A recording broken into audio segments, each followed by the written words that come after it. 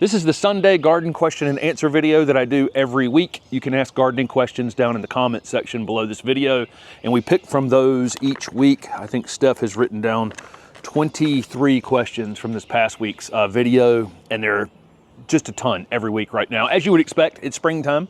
People have lots of gardening questions, and so we're trying to pick ones that are kind of relevant to whatever's going on at the time, or maybe follow-ups from something where I confused people the previous week, which I can do. I am perfectly capable of doing every week. The Learn to Garden video series is $50 off for the month of April. The code is on the screen to get the $50 off, and it's I think this is the last weekend for it, maybe the last day of the month, maybe Wednesday, something like that. So if you're interested in that, and I've got a question coming up about it a little bit later, but it's basically all about gardening, creating beds, designing with plants, tools that you would use, how to amend your soil, how to fertilize, all those kinds of things that you would need to learn to garden. There's even a vocabulary video that I have.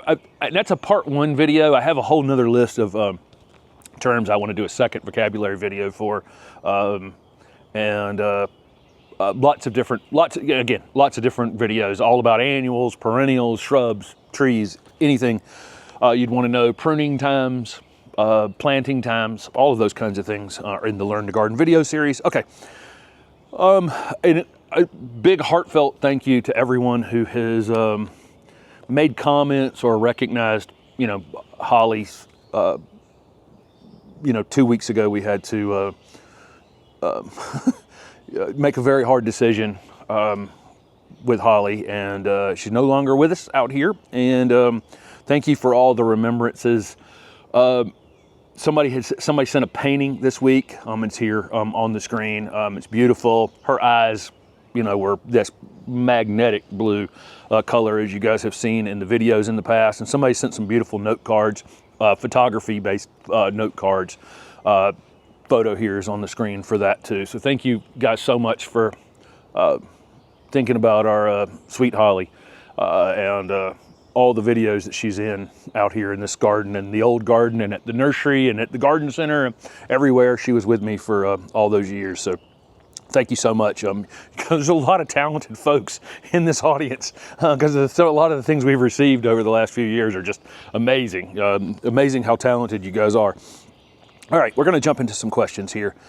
So somebody asked how long plant cloning has existed. So plant cloning being, I can take a piece of this Weigela right here, and it's almost time. You get this new growth on something as it hardens off. In the late spring. This is would be a softwood cutting here, but that'll start to harden off just a little bit over the next few weeks, and that's kind of the perfect time to take. Semi-hardwood cuttings are kind of the perfect material to take on plants with this year's growth that's slightly hardened off. A lot of propagation videos here on the channel if you're interested in propagation. But taking this, rooting it, creates a clone of this plant. I mean, this is the exact, this is a piece of that plant that I'm making into a new plant. So that's a clone of this plant. The other way you could clone plants is if this plant doesn't root easily, I can use another Weigela potentially and actually graft this onto it. So creating a graft is also another version of cloning. How long has it been happening? Over 2,000 years. I mean, it's way, way, way back. People understood how to manipulate plants very early on, especially for feeding ourselves, creating new apples and new all kinds of things. I mean, you think about how much manipulation, either by seed or by cloning or by, selecting a branch off of, selecting plants that were more compact or had larger fruit or larger whatever, mostly obviously food-based. Originally, we do this for flowers now because we're able to spend a little more time in leisure than probably you did when you had to feed yourself back in, a long time ago, where feeding yourself was the number one priority of the day. That most of it was, based around creating larger fruit. I mean, you think about brassicas, when we think about brassicas, you're talking about, broccoli and cauliflower and cabbage and kale and Brussels sprouts and all of those things. All of those things were manipulated from one plant. They're all the same plant that humans changed over time. So this has been going on for a very, very, very long period of time. And this person wanted to know if there's vulnerabilities in making identical clones of things. Likely there are. I mean, we've seen plants, get snow white Indian hawthorns and photinia and other things get serious disease problems over time. I said that in a video last week or the week before that I want to take top quality cuttings off this plant. This is a top quality cutting. This is a perfect piece of growth, off of this plant. I don't want to pick, if I pick one that's crawling across the ground down there, I might end up with a plant. It's a clone, but there's just some little slight difference in it that makes it crawl across the ground a little more. If there's a big vertical branch that sticks up 4 feet above everything else, and I take that cutting, I'm probably going to create something that may have more of a tendency to do that crazy thing, right? So there is a little bit of genetic drift that can happen in cloning over some period of time that we try to, you're trying to avoid when you're actually trying to make all the containers in the nursery look exactly the same. But this has been going on for a long time. Again, are they more vulnerable to disease? I don't know, but taking cuttings off of anything could transfer disease from one plant to another. So if this was a diseased plant, and then I sat here, if I'm not taking cuttings off a healthy plant, I could transfer that over and over and over and over again to new plants. That would be one way we would continue to just promote that disease by taking, cutting after cutting after cutting on it. But anyway, some interesting things, but it's been going on. Humans have been manipulating plants for a long time. Apples did not look like what apples look like, a few thousand years ago. Nothing did. I mean, we changed everything. Corn was a grass plant about that tall, and now it's, 8 feet tall in the field and has, these giant kernels, on an ear of corn. Okay, let's see. What is how to best minimize transplant shock, especially annuals and perennials? So we plant most of our annuals, and we've done a lot of annual planting. So the next few days, you guys will see the annuals went in the front garden. The annuals have gone in the back garden. The vegetable garden's already gone in. I'm shooting this earlier than I normally do. I'm shooting this on Wednesday, and I think the annual planting videos will be up Monday and Tuesday after you're watching this. But we have planted like crazy. Still got probably 6 trays of miscellaneous things that are going to go in pots and other little holes that are here in the garden you'll see in video content. We tend to want to plant in the evening if we can, but unfortunately everybody in this neighborhood gets home at 4 o'clock and cranks their blowers up. Has some sort of noise competition from about 4 to 5 every day, or 4 to 6 every day. But we prefer to put them in the ground in the evening. It gives that overnight period of time. We can plant our annuals or perennials or whatever, water them in, and it gives them an overnight period to kind of settle in. And it's amazing the difference that makes instead of going out there at 10 o'clock in the morning and planting them and then them going to an extremely stressful first day in the ground of 86 degrees or something, and the plant's this tall. So that's the one way that we minimize it. Obviously, I would prefer to do it if it's overcast. We can't buy a drop of rain here, but we have had some overcast days here recently, and that's helpful as well. So just trying to get those things in. We had, don't panic. If you move a perennial right now and it wilts that first few days, don't panic and just water it and water it and water it. It'll take a minute. If you're transplanting it, think about it. That plant's coming up in the spring, trying to grow. It's putting on root growth. It's trying to think about flowering later in the season. It's got a lot going on. If you transplant it right now, it's transplantable, but it will go into some sort of wilt in all likelihood because you're tearing half the roots out, but you're not reducing the top of the plant. So we had a bunch of red sorrel here on the edge of the patio. We moved over to the edge of the vegetable garden over there. It just laid down completely flat for 3 days and looked like it was dying. But I scratch down at the soil, see if it's moist. And if it's moist, just leave it alone. You can easily water it to death in those conditions. It's going to go through a stress on its way to getting itself rooted back in over there. So just keep that in mind. It's really easy to overdo when you're doing that. Somebody had said they unboxed some Loropetalum from a mail order. They didn't they didn't react well. Maybe they weren't acclimated, or maybe they were in a greenhouse. Maybe that time in the box, you know, made them less sun tolerant. You know, if you're out of the sun for a while, when you jump back out in the sun, you can get burned pretty easily. If your skin's not used to it. It's the same for a plant. Maybe having it boxed, maybe having it in the shade for some period of time. What should they do? Should they put it back in the pot? And should they use a quick start for root growth? I'm going to do this quick start for root growth thing in another question I think that's coming up about root starting fertilizers or mycorrhizal or whatever. Should they put it back in a pot? I probably wouldn't. I mean, you know, this is the questions I get sometimes are like, should I go and stress it while it's already under stress? And probably most of the time the answer is going to be no from me.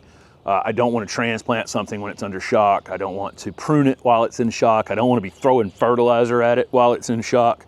I want it just to kind of sit there, make sure it's moist, okay? And if it is, walk away from it, leave it alone. It'll come back out from that. Loropetalum are pretty tough. We've made it to number 3. Should new plantings be watered to get rid of air pockets? So yes, things should be watered in, but be careful about, you certainly don't want large air pockets down in the soil. So what you'll see me do when I plant something, and I probably should do a how to plant something video again. I haven't done a how to plant. I show myself planting lots of things, but it's always sped up footage of it.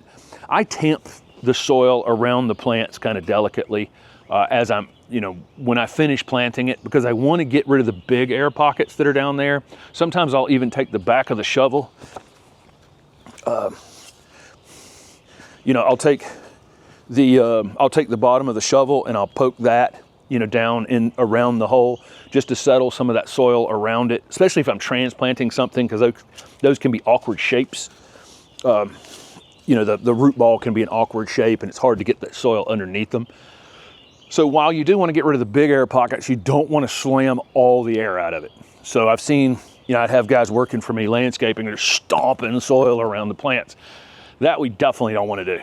We want to tamp it down and then water it, and water it well, but I'm not trying to drown it. I just need that root ball itself moist in the soil, that surrounding soil. I don't ever, if you saw me watering, I rarely just water right at the base of something. I'll usually water the area around it. Because if you're watering a dry plant in dry soil, the surrounding soil is going to take that water away if you don't water that soil a little bit as well.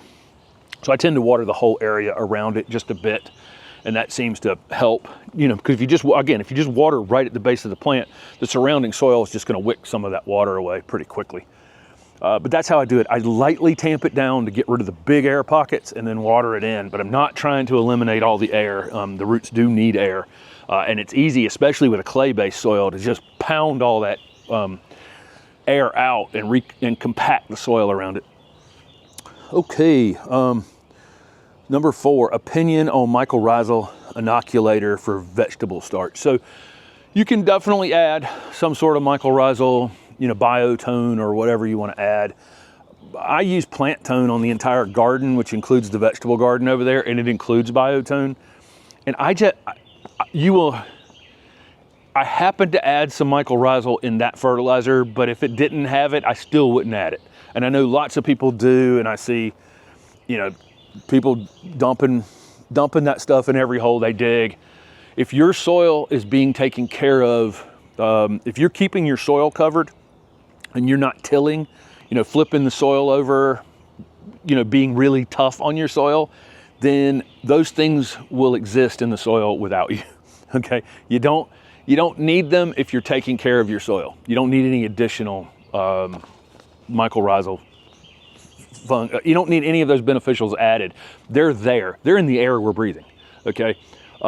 Most plants on Earth have a mycorrhizal relationship, meaning this fungi literally attach to the roots and this is going to come up in another number 7, question 7 as well, have some sort of relationship where these things literally, basically that fungi and the roots attach and kind of become one, and they bring things to the plants that the plants need. So this relationship while this relationship is important, if you're taking care of your soil, you're keeping it covered, you're keeping it kind of semi-moist most of the time, and you're not going out there with a tiller and you're not stomping down on it and running wheelbarrows across it constantly and all those kinds of things, you shouldn't need it, okay? And I have not added anything extra to this garden whatsoever, and everything is lush and growing and doing its thing. Backing up to that thing where I talked about the brassicas do not have a mycorrhizal relationship. So there are plants on the planet that figured out other ways to get nutrients and, you know, all those kinds of things. And then some plants rely on it very heavily because you think about, you put the plant right here in the soil, right in here's the spot I'm going to put it. What happens when it uses up everything that's in that space and the roots don't have any water in that space or anything? That's where that mycorrhizal relationship comes in, because that fungi can be way over there bringing water and bringing nutrients to that plant. So while it's super important, I don't think you need to add it if you're taking good care of your soil. I know you don't. Nobody's putting it out here in the woods. Every one of those plants is doing just fine. Every new seedling that comes up out there is doing just fine because the ground's covered. Okay, but if you feel like it helps you, do it. Okay, again, I don't want to have a channel where I'm telling people what to do or not to do. If you feel like it helps you, or it gives you some sort of, this helps me mentally know that I am doing all I can for that plant, then heck, put it in the soil, doesn't matter. So somebody said their new seedlings are too tall for their light rack, and it's not planting time yet. Should they pinch them? Yeah, you can definitely pinch your seedlings in your trays, and it's something that we typically do. This year, my seedlings this is not the best seedlings I've ever grown, for sure. They're fine, they're transplanting in the ground, and they're gonna be fine, but it wasn't my best ever effort. Somebody has a Viburnum dentatum. They're wondering about pollination of it. Would any cultivar work? So yeah, any arrowwood viburnum is one of our great native viburnum, and I think it was in the 25 different viburnum video that I put up a couple weeks ago as you were watching this now. So dentatum has male and female parts. Sometimes that means the plant can be self-fruiting, right? But in the case of Viburnum dentatum, they're not. So they need a partner to cross with, but it doesn't have to be, they're not male or female. They have both parts, but they need the two different plants. So you just need another Viburnum dentatum is all you need, but it's kind of interesting. The plant does have both male and female parts, but it's not capable of crossing on the same plant.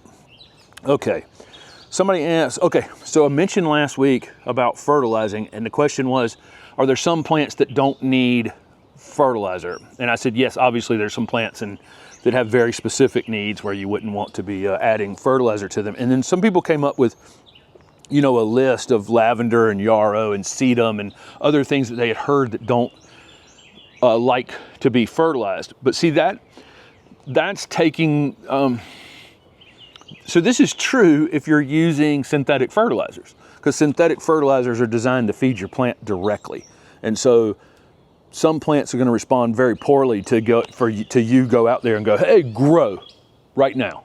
And that's the plants that are kind of on this list of, they don't like to be told, kind of told what to do and when to do.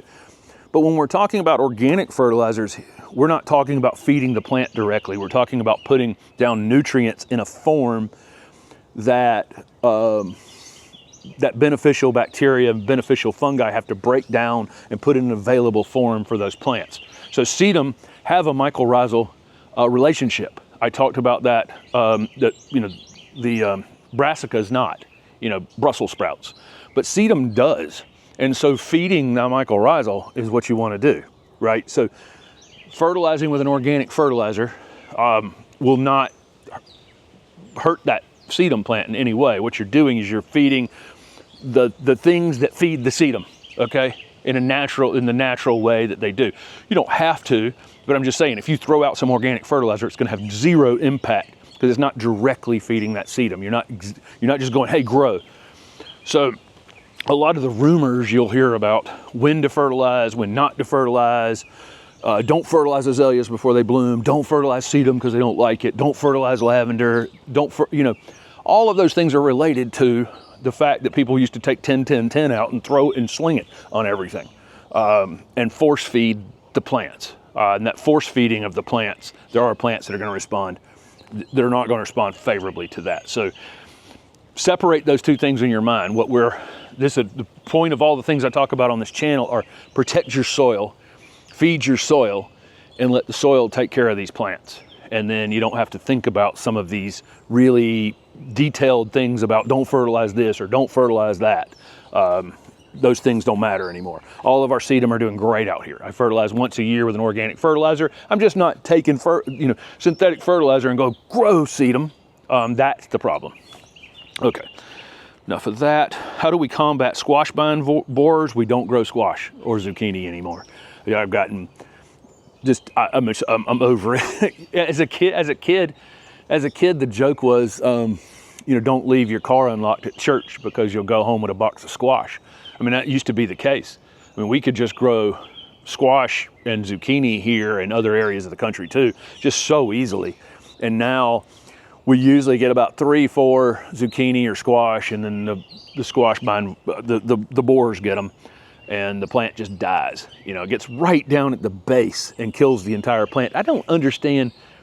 It's a silly insect, right? Why are you killing the plant that keeps you alive? I don't know. Pick another spot on the plant to damage instead of right at the woody base of the plant where it cracks open and the whole plant dies. So we just stopped growing it. I'm not a giant squash or zucchini fan anyway. I like them. I eat them. I've eaten them all my life. I've been force-fed squash and onions since I was a baby, pretty much. It's just something we do here. But it's not at the top of my list if I'm going to, for vegetables for sure. But again, we just stopped growing them. I don't want to set up a situation out here where I'm, having to spray something.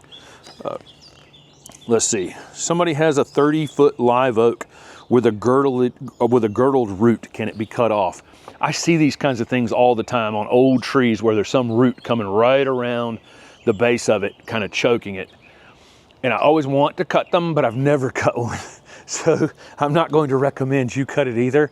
But it is super tempting because I just don't know, how big around is this girdling root and any damage that it's going to do on the tree. If you were going to do it, and I'm not recommending you do it, I would do it probably in the fall when the tree is dormant, even though they keep their leaves in the winter. They're at least somewhat dormant late fall, and give it the winter to recover. I definitely wouldn't do it as it's trying to put on spring growth.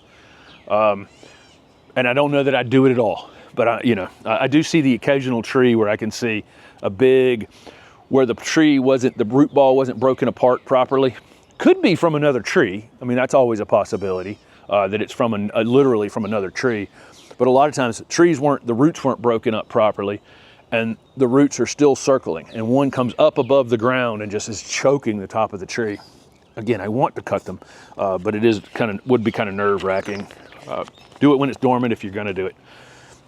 How wide is our Empress of China dogwood? It's probably 8 feet wide now, something like that. I would say 10 feet tall and 8 feet wide at this point. It's kind of got a V shape out there in the front garden. The open garden is June 20th and 21st, and the tickets are over on the website. That thing will be finished blooming by then. It's like this. It's later, much later blooming than the other dogwoods. But slightly earlier than people will be here for the open garden. It's about May 15th to June 15th. That thing comes into peak flower. So somebody's azaleas are full and bushy when they bought them. After a year, their Gerard's white azalea lost many leaves. Water, question mark. How do you keep them from getting thin? Azaleas do respond pretty favorably to being pruned after flowering in the spring, to filling out, but I'll see azaleas do this pretty frequently. They'll thin from transplant shock. They have that super, super fibrous root system, and a couple things. Number one, we tend to buy them when they're in full bloom and go home and plant them, which immediately puts it in a bit of a stress cycle. The other thing is, even if we bought them, enjoyed the flowers in the containers, and then planted them after, now we're middle spring, and those super fibrous root systems they have, you kind of have to break them up some, which leaves them a little bit vulnerable to some transplant shock. So they're the top of the list of plants that get transplant shock, and it does what it looks like is it thins. That's what happens to them. So I am it's kind of hard. They're kind of just overall. This is kind of what azaleas can do. They'll be fine if you've use some sort of organic fertilizer on them this spring. Make sure the soil's covered. Make sure you're keeping them moist. It's super dry right now. You can prune them after they flower, whatever limited number of flowers you're gonna have, and you can get them to fill back in time without any problem. But that weird fibrous root system on azaleas can lead to some transplant shock. Okay, number 12, is the Learn to Garden more for Southern gardeners? No, the Learn to Garden video, the weekly garden planner, I shot that based on Raleigh, North Carolina. And then there's a video on the weekly garden planner about how to kind of adapt it to your area, whether you're in the north or the south. I mean, obviously, some things you're gonna do a little earlier or a little later than we're gonna do for the weekly garden planner. That's the garden maintenance calendar, right? Where the Learn to Garden video series is just how to build soil, how to take care of a garden. Doesn't matter whether you have clay or sand or you live in Michigan or live in Florida. The fundamentals of building a healthy garden are the same wherever you live. So yes, the Learn to Garden video series is definitely for everyone watching. All the tools, all the tools you'll need, how to prune, how to do all those kinds of things, and more videos getting added to it. And again, it's $50 off for the next 4 days as you're watching this. And I'm watching a rabbit over there in the new native garden. We've got fencing around pretty much everything here, but we put okra in yesterday. Okra, and I got it circled with a fence over there, but okra is like at the top of those rabbits' lists for eating. They're fine once they get up about a foot tall, they're fine, but when they're 4 or 5 inches tall, man, the rabbits just destroy them. When is it time to do the Chelsea chop?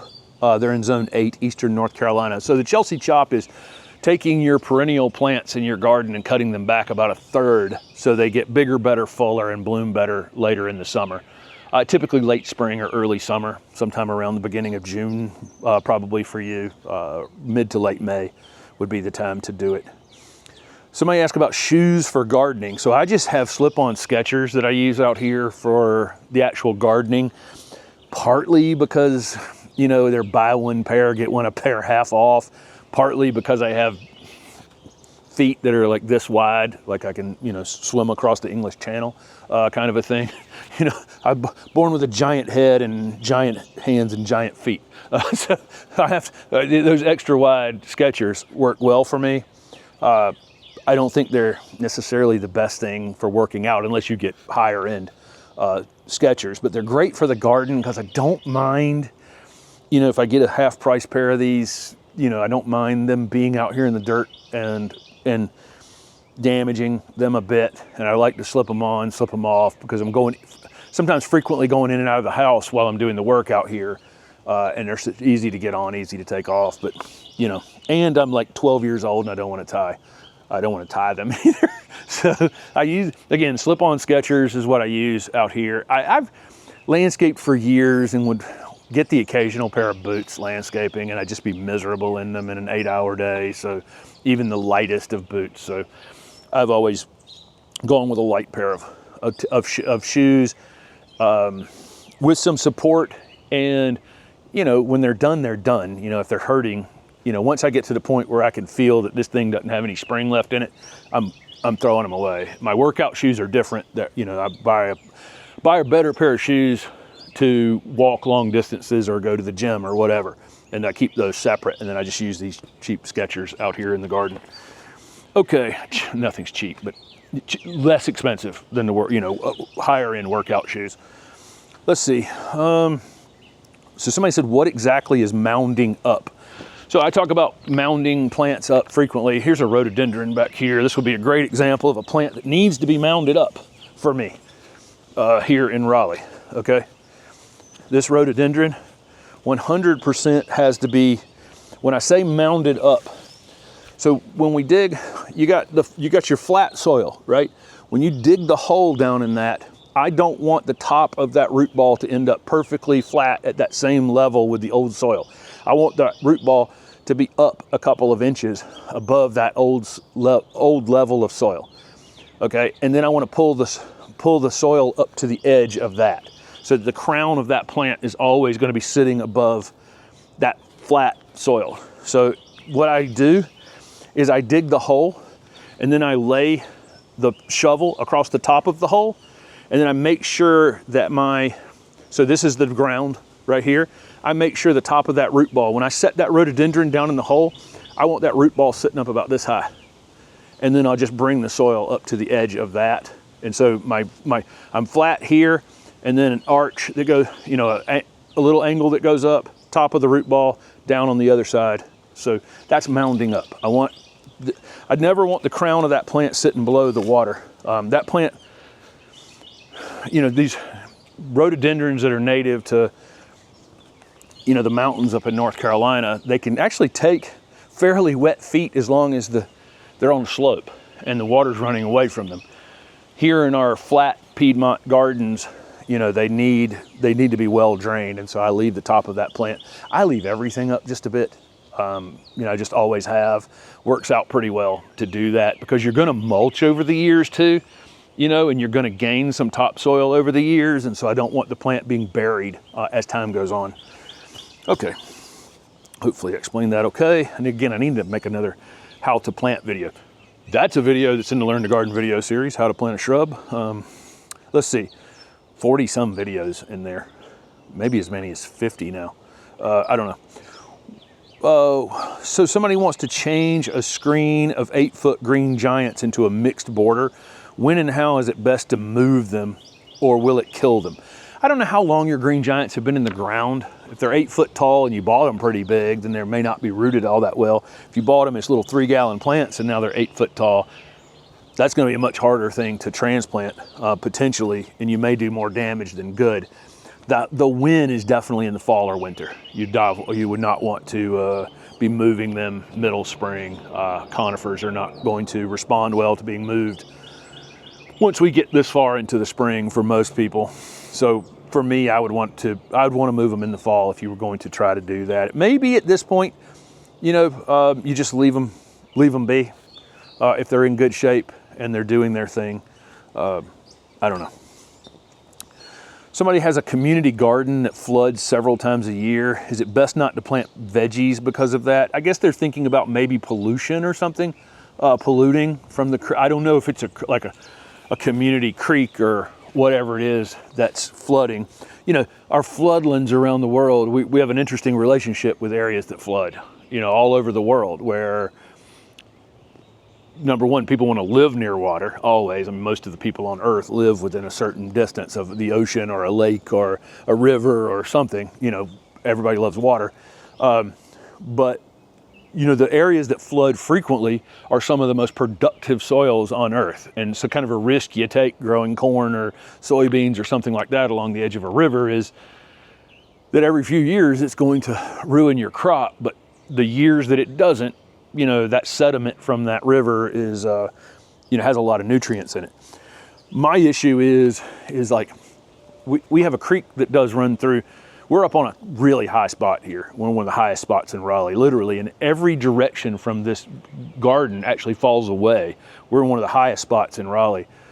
It drops off big time going this direction to a creek down in the bottom of this place. And if I was on the edge of it and it flooded quite a bit, I might not grow vegetables in that, just because these, you know, a lot of folks are using fertilizers and chemicals on their lawns. They're using, you know, getting mosquito spray. They're doing all kinds of things here. So it's, you know, for me in this neighborhood, if I lived down near to that creek, I might not grow vegetables if water came out into it frequently, just out of, it may be nothing. I may be paranoia on my part, but I probably wouldn't. I might do raised beds in that situation. I don't recommend raised beds a lot of times. I really think that it's best if you can to improve your soil because you will get more nutrient dense food from soil than from raised beds typically. But maybe in your case, raising it up above that flood water, again, I may just be overthinking that. But I don't, do I 100% trust every neighbor in this neighborhood that they're not dumping oil and chemicals and whatever else that ends up in that creek? No, I do not.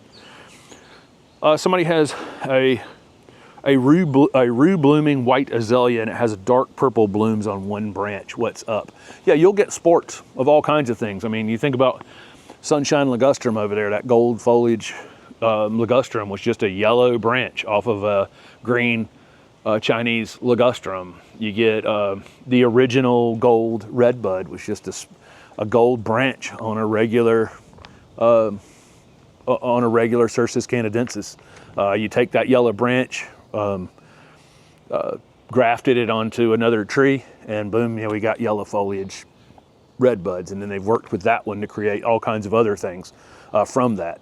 I could get definitely, get a reversion in this chartreuse colored weigela here. Any minute I could get a green branch that comes out of it. Just kind of what some plants will throw a sport like that occasionally. Whether that sport has any value is the question. If it's a green sport on a chartreuse plant, that green sport is going to just take over the plant really quickly because it can produce chlorophyll much faster. It's much faster growing. So that's a bad one. In this case, if that purple flower is interesting or nice, and you take a cutting on it and you root it and you find out whether it'll grow a nice plant, or does it just go right back to white flowers, that's a possibility too. It has to be stable for a few years to know whether that sport is. So we can get a sport, like Carissa holly, the little dwarf holly, was a sport of rotundifolium, which is Carissa holly has a single point on the end of the leaf, and the other one has like 5 claws on the bottom of it. And although Carissa holly is a great holly, it will almost always revert in time back to the old plant, and you'll get these crazy leaves on it with 5 points that are, if they're ever upside down on the ground and you step on one barefoot, it'll wake you up. So there's some plants that just aren't stable. So the question is the sport that's on that plant, is it possible to root it? And then is it a nice plant? Does it repeat bloom like the white one? Is it, you'd have to spend the time to figure that out. Number 20, this person's in Indiana. So they bought some large evergreens from a box store. They died. They had poor roots, or they don't know if they had poor roots or perhaps they didn't water enough. Is it better to plant more quality plants, meaning not box store, in the spring or fall? So I kind of wrote this one down just to kind of point out that, the nurseries that grow for these box stores, here Jim's going to step in it again. The nurseries that grow for these box stores are some of the top nurseries in America. And so there's nothing inferior about the plants that are going onto the tables in those box stores. Where your local garden center may be better and is better is they're going to have some local knowledge that's going to be super helpful to if you're moving to a new area, or you're, just in terms of what grows well in that area. They're less likely to have things that don't grow in the area sitting on the tables. They're more likely to be able to help you, design or, answer questions about how things grow in your area. They're also going to be more likely to take care of those plants well once they've taken them off a truck and merchandised them in the garden center. So that's where the advantage is going to be there. But the day those plants come in to either place, we were at Balcom's Nursery over near Charlotte. They put a lot of the shrubs on tables at Home Depots in North Carolina. It's one of the top nurseries in America. They're top quality plants leaving that nursery and going to those stores. McCorkle does the Lowe's tables for shrubs in most of North Carolina. We were there just a few weeks ago. It's an unbelievable nursery. So there's nothing inferior necessarily. The scope, the breadth of how many different items they would have is going to be narrower, and how people are taking care of them once they arrive is probably different. So that's where the differences can be. But there's nothing wrong with the plants and the nurseries that are growing those plants for those stores. They're not producing something that's less than. They're producing top quality material. It's how, maybe how it's handled when it gets there is different. But I love independent garden centers, not again, I had one. I've worked at one. I know how hard the struggle is. And they have some working knowledge of your area that would probably be very helpful to you. Okay. They were asking whether they're in Indiana, zone 6, and we're wondering when to plant Oakland hollies, smoke bush, golden arborvitae. You could probably plant any of the things that are deciduous in the fall without any problem, the things that are really cold hardy in your area, but I would not fall plant leafy evergreens in zone 6, Indiana. So that would be the Oakland holly, any leafy evergreen. Even if it's hardy in zone 6, I'm gonna spring plant it so it has a whole season under it before it goes into that first winter. So that's definitely something that you need to think about. And the only things you'd want to fall plant there are things that lose their leaves in the winter, conifers that can take really, really cold temperatures, that kind of thing. But anything that's marginal, spring plant it and get a season under it before that first winter. Do larger leaf plants need more water than smaller leafed plants? Probably yes, especially if they're out in the wind. They're probably going to be more exposed to, loss, with air moving across them. Things with larger leaves typically evolved in the understory of wooded spaces. So even my, magnolias, these giant leaf magnolias that some of them will take full sun, in our gardens, they're actually understory trees in the woodlands out here. So some of our larger leafed things, and basically they're trying to capture sunlight in an understory where there's not a lot of light coming through, in those larger plants. And so when you then stick them out in the full sun or in an area with wind, that thing that they were doing to survive in an understory all of a sudden becomes kind of a little bit of a detriment to them. So yeah, they're going to lose water a little bit faster. Colocasia, and a lot of them are wetland things like elephant ears and things like that typically grow and kind of thrive in wetter spaces. Our native hibiscus with the big giant leaves and the big giant flowers like wet feet. Okay, let's see. Is it too late to hard prune plants, i.e. sunshine ligustrum? You can definitely hard prune sunshine ligustrum. I'm going to hard prune this loropetalum this week. Well, let's say a third, if that's hard pruning. But we are getting to the point where when you pass into May, and certainly by the time mid-May comes along, if you take a plant and cut it in half at that time, the sun's going to burn all the leaves on the inside of it because those leaves haven't been exposed to the sun. I said that earlier, it's just like your skin hasn't been exposed to the full sun all winter. Then you go right to the beach, you're going to get burned.